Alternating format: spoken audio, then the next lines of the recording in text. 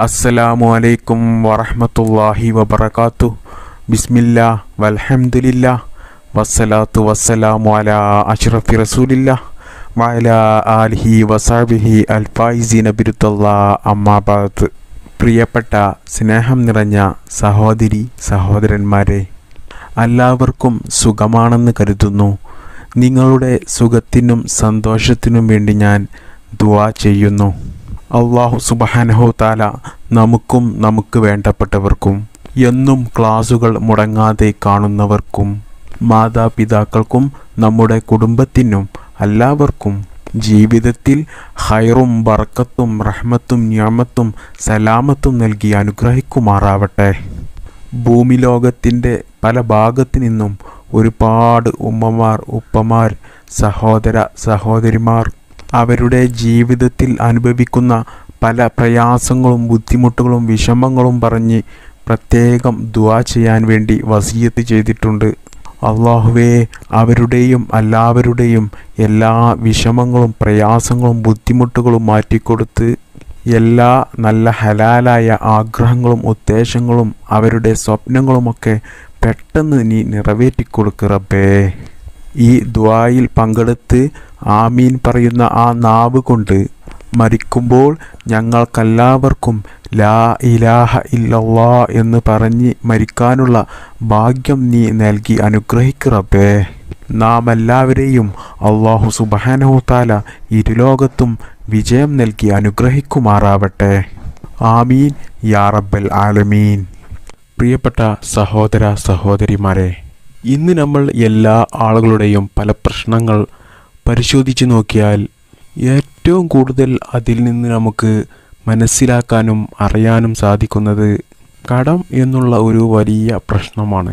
മറ്റ് ഏത് പ്രശ്നങ്ങളെക്കാളും ഏറ്റവും കൂടുതൽ ആളുകൾ പ്രയാസപ്പെടുന്നതും ബുദ്ധിമുട്ടുന്നതും കടം വന്നുപോയി, കടക്കിണിയിൽ കുടുങ്ങിപ്പോയി എന്നതാണ്. എന്തെങ്കിലും അത്യാവശ്യ കാര്യങ്ങൾക്ക് വേണ്ടി വാങ്ങിയതായിരിക്കും, പിന്നെ അത് വീട്ടാൻ കഴിയാതെ വലിയ കടക്കിണിയിൽ കുടുങ്ങി കടക്കാർ വന്ന് ചോദിച്ച് ബുദ്ധിമുട്ടിച്ചു കൊണ്ടിരിക്കുന്ന ഒരു അവസ്ഥയാണ് നമുക്ക് എവിടെ നോക്കിയാലും കാണാൻ കഴിയുന്നത്. ഈ രൂപത്തിൽ കടത്തിൻ്റെ ബുദ്ധിമുട്ടാണ് നമ്മൾ എവിടെ നോക്കിയാലും കാണാൻ കഴിയുന്നത്. ഏത് വീഡിയോയ്ക്ക് താഴെ കമൻറ്റ് നോക്കുകയാണെന്നുണ്ടെങ്കിലും കടത്തിൻ്റെ പ്രശ്നമാണ് ഏറ്റവും കൂടുതൽ ആളുകൾ ബുദ്ധിമുട്ടുന്നത്. അതുപോലെ തന്നെ ഏറ്റവും കൂടുതൽ ആളുകൾ വിളിച്ചു ചോദിക്കുന്നത്, അതുപോലെ വീഡിയോയുടെ താഴെ കമൻ്റായി ചോദിക്കുന്നത് കടം വീടി കിട്ടാൻ വേണ്ടി ദുആ ചെയ്യണം ഉസ്താദെ എന്നാണ്. ആളുകളുടെ കണക്ക് നോക്കുകയാണെന്നുണ്ടെങ്കിൽ ഒരു 90% ആളുകളും കടക്കണിയിൽ കുടുങ്ങിയവരാണ്. അപ്പോൾ പ്രിയപ്പെട്ട മുഅ്മിനീങ്ങളെ, ഇതുപോലെ ഒരുപാട് ആളുകൾ കടക്കണിയിൽ കുടുങ്ങി വിഷമിക്കുന്നവരുണ്ട്. അവർക്കൊക്കെ കടം വീടി കിട്ടി നല്ല സന്തോഷമുള്ള ഒരു ജീവിതം കിട്ടാൻ വേണ്ടിയുള്ള നല്ലൊരു ഇസ്ലാമിക പരിഹാരമാണ് ഇന്നത്തെ ക്ലാസ്സിൽ ഞാൻ നിങ്ങൾക്ക് ഇന്ന് പറഞ്ഞു തരുന്നത്. ഞാൻ ഈ പറഞ്ഞു തരുന്ന രൂപത്തിൽ നിങ്ങൾ ഈ കാര്യങ്ങൾ ചെയ്തു കഴിഞ്ഞാൽ നിങ്ങൾ അറിയാതെ തന്നെ 100 കോടി കടമുണ്ടെങ്കിലും എത്ര തന്നെ കടമുണ്ടെങ്കിലും അത് വീട്ടാനുള്ള വഴി അല്ലാഹു സുബ്ഹാനഹു തആല കാണിച്ചു തരികയും കടം വീടിക്കിട്ടുകയും ചെയ്യും.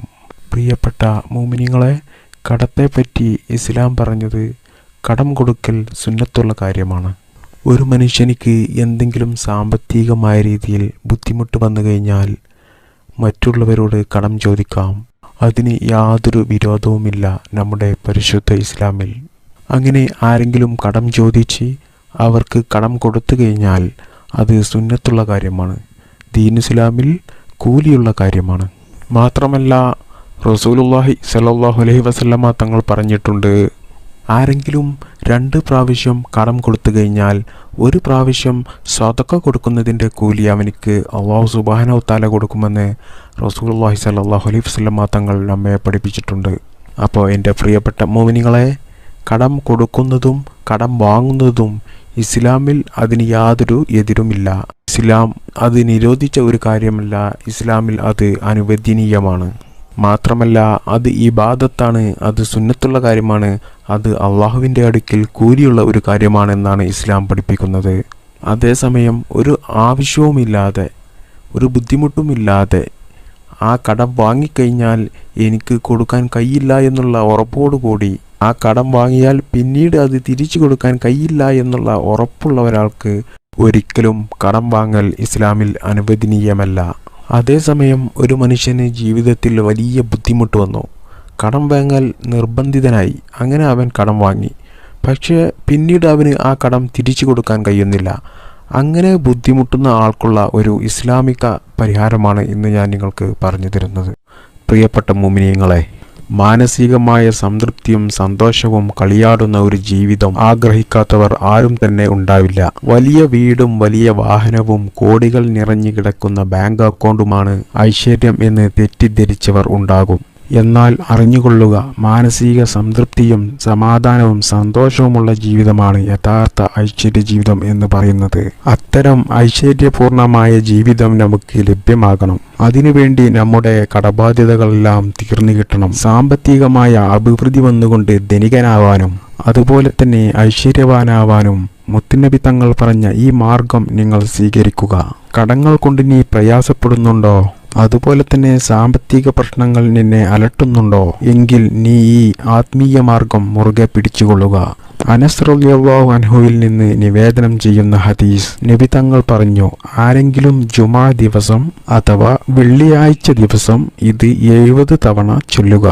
അല്ലാഹുമ്മ ക്ഫിനി ബിഹലാലിക അൻ ഹറാമിക വഅഅ്നിനി ബിഫളിക അമ്മൻ സിവാക്. അല്ലാഹുമ്മ ക്ഫിനി ബിഹലാലിക അൻ ഹറാമിക വഅഅ്നിനി ബിഫളിക അമ്മൻ സിവാക് എന്ന ദുആ 70 തവണ ഉരുവിട്ടാൽ അടുത്ത ജുമാ എത്തുന്നതിന് മുമ്പേ അള്ളാഹു അവനെ ധനികനാക്കി മാറ്റിയിരിക്കും. മറ്റൊരു റിപ്പോർട്ടിൽ ഇങ്ങനെ കാണാം, അലി റളിയല്ലാഹു അൻഹുവിൽ നിന്ന് നിവേദനം ചെയ്യുന്ന ഹദീസ്, നബി തങ്ങൾ പറഞ്ഞു, അലിയെ, നിനക്ക് ഞാൻ കുറച്ച് വാചകങ്ങൾ പഠിപ്പിച്ചു തരാം. ആ വാചകങ്ങൾ ജുമാ ദിവസം 70 തവണയും അതുപോലെ എല്ലാ നിസ്കാരങ്ങൾക്ക് ശേഷവും 7 തവണയും ചൊല്ലിയാൽ ഉഹുദ് പർവ്വതത്തിനോട് സമാനമായ കടബാധ്യത നിങ്ങൾക്ക് ഉണ്ടെങ്കിലും അള്ളാഹു അത് വീട്ടിത്തരുന്നതാണ്. പ്രിയപ്പെട്ട മുഅ്മിനീങ്ങളെ, വളരെ ശ്രേഷ്ഠതയുള്ള ഒരു ദുആയാണ് ഞാൻ ഈ പറഞ്ഞു തന്നത്. ഇതിൻ്റെ അർത്ഥം എന്താണെന്ന് നമുക്കൊന്ന് നോക്കാം. അല്ലാഹുമ്മ ക്ഫിനി ബിഹലാലിക അൻ ഹറാമിക്. അള്ളാഹുവേ, നീ നിഷിദ്ധമാക്കിയതിൽ നിന്ന് നീ അനുവദിച്ചുകൊണ്ട് എൻ്റെ ആവശ്യങ്ങൾ നീ പൂർത്തിയാക്കി തരണേ. വഅഅ്നിനി ബിഫളിക അമ്മൻ സിവാക്. നിന്റെ മഹത്തായ ഔദാര്യം കൊണ്ട് നീ അല്ലാത്തവരിൽ നിന്ന് നിരാശ്രയത്വം നൽകണം നാഥാ എന്നാണ് ഈ ദുആയുടെ അർത്ഥം. പ്രിയപ്പെട്ടവരെ, എല്ലാ വെള്ളിയാഴ്ചയും 70 തവണ ഇത് ചൊല്ലുക. അതുപോലെ തന്നെ എല്ലാ നിസ്കാരശേഷവും 7 തവണയും ചൊല്ലുക. ഇങ്ങനെ ചൊല്ലിയാൽ ഹദീസിൻ്റെ അടിസ്ഥാനത്തിൽ നമ്മുടെ കടങ്ങൾ തകർന്നടിയും. അതുപോലെ തന്നെ നമ്മൾ ഐശ്വര്യവാനാവുകയും ചെയ്യും. അല്ലാഹു സുബ്ഹാനഹു തആല തൗഫീക്ക് നൽകട്ടെ. കടങ്ങൾ കൊണ്ട് ബുദ്ധിമുട്ടുന്ന ഒരുപാട് ആളുകൾ നമുക്കിടയിലുണ്ട്. അവരെല്ലാവരും ഈ ദുആ ഈ വെള്ളിയാഴ്ച മുതൽ ചൊല്ലിത്തുടങ്ങുക. അല്ലാഹു സുബ്ഹാനഹു തആല സാമ്പത്തികം, ഐശ്വര്യം, സമാധാനപൂർണമായ ജീവിതം, അതുപോലെ തന്നെ കടമില്ലാത്ത ജീവിതം നമുക്ക് നൽകുമാറാവട്ടെ. ആമീൻ. അസ്സലാമു അലൈക്കും.